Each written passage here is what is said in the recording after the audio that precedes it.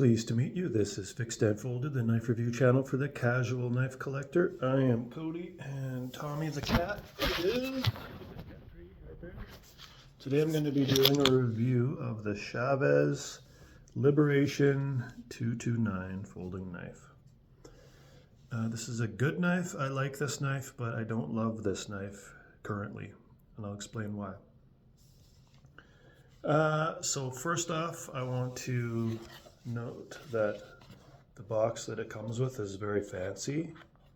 You have some ribbons under here that pull out the knife. You got your little optional skull pocket clip, and then you open this more and you get some Chaves paperwork.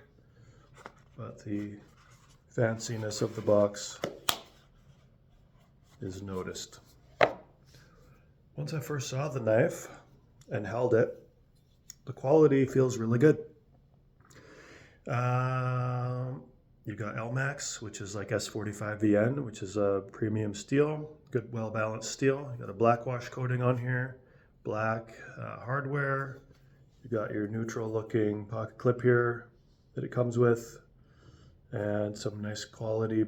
They call it black micarta. It almost looks green, but it's called black micarta, and it's comfortable. It's not, doesn't really provide any traction, but it's comfortable in the hand.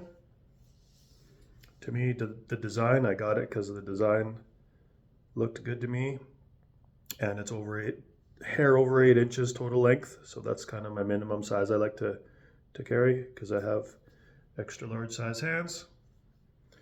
Visually, yeah, it looks good, and the quality in hand feels good. Very smooth action on the blade. You have a strong detent to overcome on the thumb studs, and then a smooth opening action, perfect centering out of the box. I believe that the maker is Riot Knives. The designer is Chaves Knives. Yeah, it's got a unique, it's got a sort of a, not generic, but a straightforward, but enough little touches to it that give it a little bit of extra quality, extra designer touches. You've got these not inset screws that are not sharp, but they stand above the handle, and some people are going to hate this, but I don't mind it. It just provides some tactile awareness that you're holding a knife. So these are a little bit proud, and they're not perfectly smooth either. They can catch, but they're not sharp either. And sort of matches the theme of this pivot collar, or not a collar, but a pivot surround here. It's also raised up, and it's kind of got the same somewhat not sharp but not smooth tactile feature. This, I'm sure, is a conscious design choice. Thumb studs are behind the cutting edge. That's nice. I think that probably would have been mostly behind the cutting edge had Chaves Knives decided to go with a full blade length on this guy and not a choke up, but here you go. You've got a generous size choke up point. I mean, it's not overly generous, like my big fat finger just fits in there, but yeah, it's a usable choke up point. Now, what do you use a choke up point for on a knife like this? Well, what I would use it for is breaking down cardboard where the box itself isn't so deep, so you don't want to go with like a really long blade, and you know, you want to have some control work. Shorter blades tend to be better at generating torque in a smaller area and just more controlled cuts. Problem with that is this knife is quite thick behind the edge. The blade stock is, I would say, thick for an 8-inch long knife. Almost as thick as my Spartan Harsey. Harsey's thicker, but this is a thicker blade stock than something like the Benchmade Readout, which is a medium to thick blade for a knife of comparable dimensions. The Chaves knife blade stock thickness is thicker, And also, while it is, do we want to call this a high saber grind, or it's not a full flat grind, maybe a high flat. This has more of a taper, more length to gradualize the cutting edge than this does. And what you end up getting is quite thick behind the edge. So out of the box, this was not overly sharp. This was toothy, and this is not an efficient slicer design. I think what the blade geometry is optimized for is actually outdoors wood crafting. This is relatively obtuse angle on the cutting edge and then thick behind the edge, so this might be nice and durable for doing like wood curls and stuff like that, wood shavings, working with wood. But this to me does not look like an outdoors wood crafting knife. This looks like an EDC, everyday carry knife, and what I associate with everyday carry knife is that it's going to be thin behind the edge, good for light to medium duty tasks around the house, around the mall, out and about doing urban, suburban things. But this is, not an efficient slicer. So I was disappointed by that. It's a heavy knife. It's just over 5 ounces, heavy for this size of knife, but there's no milling inside the liner. I'm fine with that. I like a substantial feeling knife. So that's another design choice that I actually like, that it's got a substantial weight to it. It helps to feel solid, which sort of coincides with the thick behind the edge woodworking blade geometry. Gives it a sense of being like a little bit tanky. So maybe I just have to change my expectations of what this knife is designed for in use. I mean, it'll go through cardboard and it will cut some stuff. I'll do a test now. I did strop it. I had to strop it because it was pretty toothy and not efficient at all out of the box. It's not much better. It's a little bit better.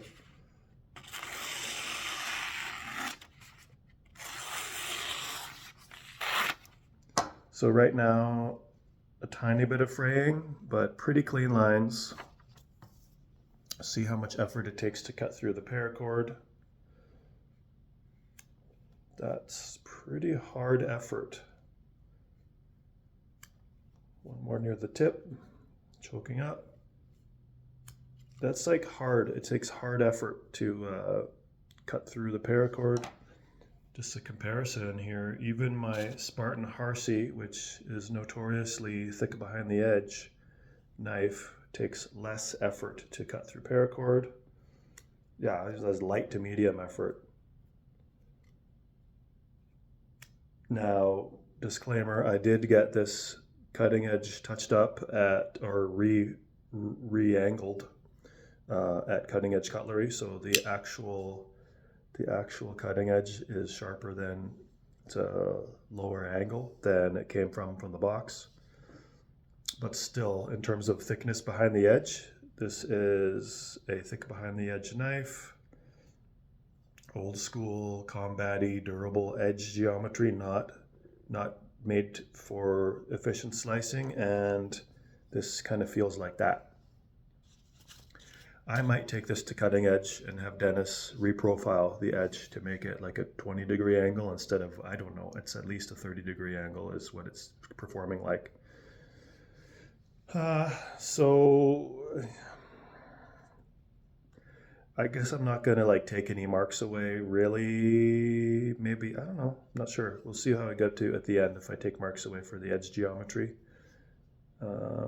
Because I mean, if you're taking out as camping and you're using this to make feather sticks and stuff like that, I mean, yeah, this might be more durable. But Elmax is a durable steel anyway. It can have a thinner blade geometry and still perform well in outdoors tasks. So yeah, I might have to take something away for the blade geometry for cutting. Now, you have a 3-inch cutting length here. You have 5 inches of hand length, including the front choil, or 4 inches going back here. I have extra large size hands and 3.5 inches at the fingers, 4 inches at the palm. And you can see where my hand fits on here. Can get all my hand on here. It's nice, really comfortable, like in terms of, it's not really comfortable, like it feels satisfying. It feels neutral and blocky, but you can feel these little studs on the screws here, but I like that actually. It feels robust. It feels, I don't know, like a hard use work tool. Okay. You have some nice chamfering on the inside of the liner and a little bit of cutout access to access the liner. Let's see if this is tactical knife territory, if I can work it with gloves. Okay, I can release it with gloves and I can open it with gloves. Let's see if I can slow roll it. Yes. So you can operate this with gloves. You can pierce with it. You can cut with it. It's not a large amount of area for slicing, but it is robust. Yeah, I'm gonna say you can tactical with this knife. So passes that. I like that. Blade shape, you have a minor drop point, visually appealing with a little bit of belly, and I would say the design is focused on piercing, really, because it's so thick behind the edge. It's without a nice thinner cutting edge, cutting bevel or whatever, secondary bevel. Yeah, this thing just isn't going to be an efficient cutter or slicer, so I don't know, I'm kind of hung up on that. The pocket clip is quite stiff out of the box. I reefed on it a little bit, overcome once it gets to the apex, I go past the apex a little bit to loosen it up. It's a little bit less, it's not loose, it's a little bit less strong, but still, that's a strong detent. Ultimately, is it going to tear up your pocket? Well, it's not, it's maybe, but just because the detent is so strong. But it is a secure, like it goes in and you can, it doesn't catch or anything when you pull it out. So it's ultimately secure. I'm not going to take any points away from the pocket clip, although it's only right hand carry and only tip up right hand carry. So if you're left hand, the 10% of you, well, can you operate this with left hand? Yes. Of course, the liner might be an issue for left-handies because it's not on the other side. So yeah, this is 10% of the population that are left-handed. Probably steer away from this knife. So this is a 90%er knife. You got a black wash coating on the blade, which I don't know how durable it's going to be. Black washes tend not to be overly durable in my use of them, but it's it's non-reflective. It's a nice matte finish. I'll see how durable it turns out to be. I probably will keep this knife. Over time, we'll see.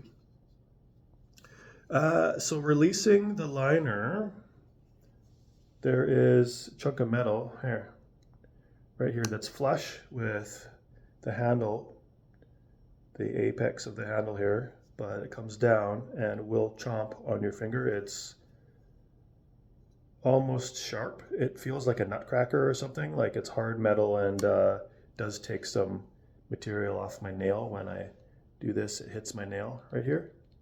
So the solution is to just break the liner and then get your thumb out of there, and now it's got a nice smooth closing action. Just something to be aware of with this knife. It's like it almost has a flipper tab. I think they could have easily added a flipper tab onto here. That is the chunk of metal. You can actually feel it. Is it? It's just a little bit stands out. I'm not sure if it's just flat, but anyway, you can feel it here rubbing against my finger, and look at all the extra space between this bar, the stabilizer bar, and this metal. It's almost like they have this set up that in the future they could come up with a flipper version of it. But this one is thumb studs only. And then you can see that piece of metal again coming out here.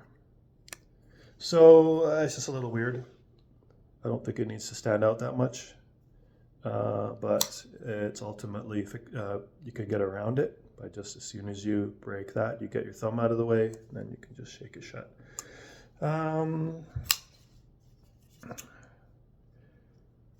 Let's see, it's a neutral blocky shape, so all hand positions are comfortable. There is notably no jimping anywhere on the knife. That's interesting. But because of the figure cutout and the cutout for the choke up, you do ultimately feel like you have a relatively secure hand position where you're not going to be slipping forward and back. So that's a design choice that is pretty rare, to have no jimping anywhere on there. You got your little back spacer here.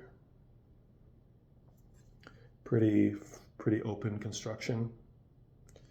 And these tactile screw heads, I'll call them, are just to affix the micarta onto the liner. It's actually, there's no barrel spacers there, so that's interesting.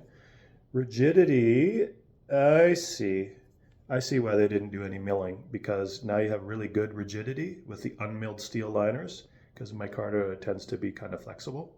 So that's why they went with to keep the full 5 ounces of weight. You get rigidity by having the liners fully unmilled. That's cool.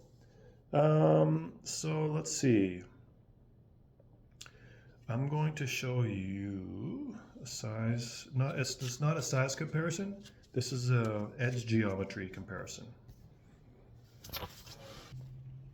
So Hytron Pathright is Sandvik steel, 14C28N, very thin blade stock and a full flat grind. This thing is a laser beam. This is one of your super slicers. There are other super slicers that you can buy, but this is definitely extremely efficient slicer. Definitely don't want to do hard tasks with this because it's so thin that the edge will probably roll. But Sandvik is extremely tough. It's not going to chip, it will roll. But for EDC tasks, suburban cutting tags, even breaking down cardboard boxes up to medium duty, this thing's amazing. So really thin behind the edge.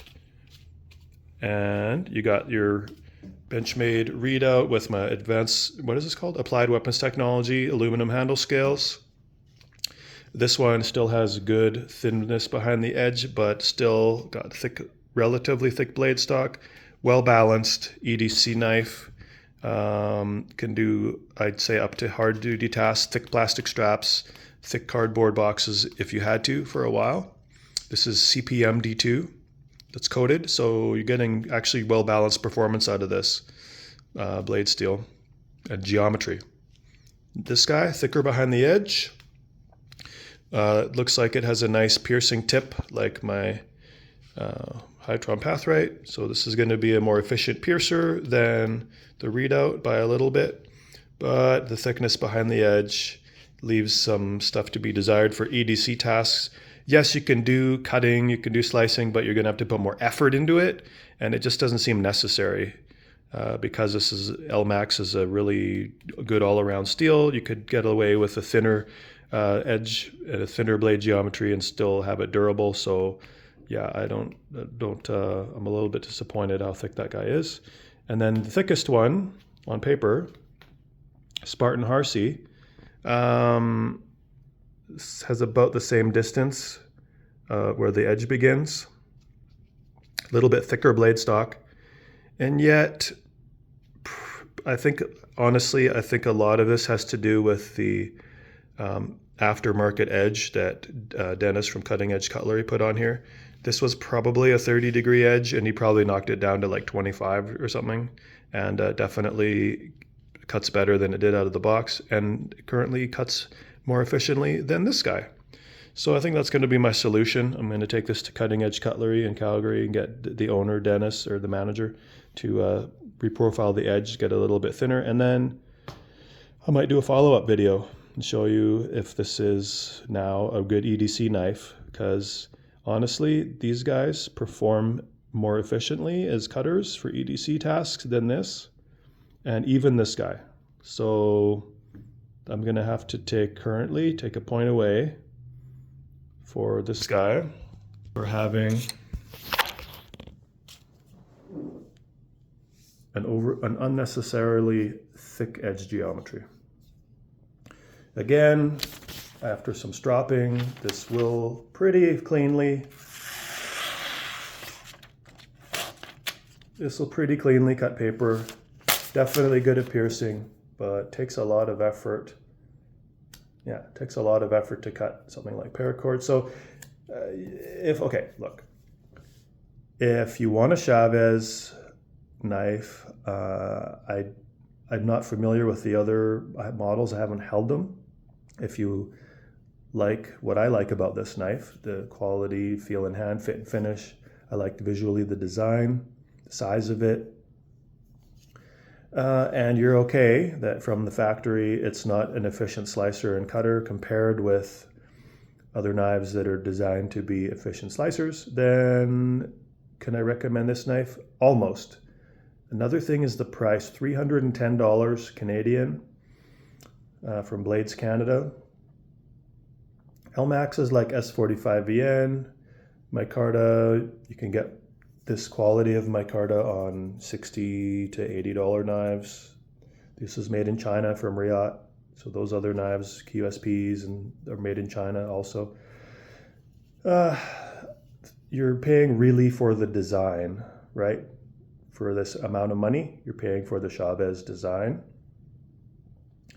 So I think this should be a bit of a little bit lower price point, $280. I think this would be a fair price at $280 Canadian. So $310 is a little bit high. I'm gonna knock half a point away from the price and a point away from the edge geometry. So 8.5 out of 10. This is still a good knife. But if you're new to knives and you're starting out and you're just gonna have like one knife, there's other knives that are going to perform better for casual tasks than this. But if you're a knife collector, or if this is the design that you just really want, yeah, you might have to work on the edge on this. But this is a good knife, 8.5 out of 10. That concludes my review of the Chaves Liberation 229 in black micarta and thumb studs. Have a good day, and I'll have more knife reviews coming for you soon. See ya.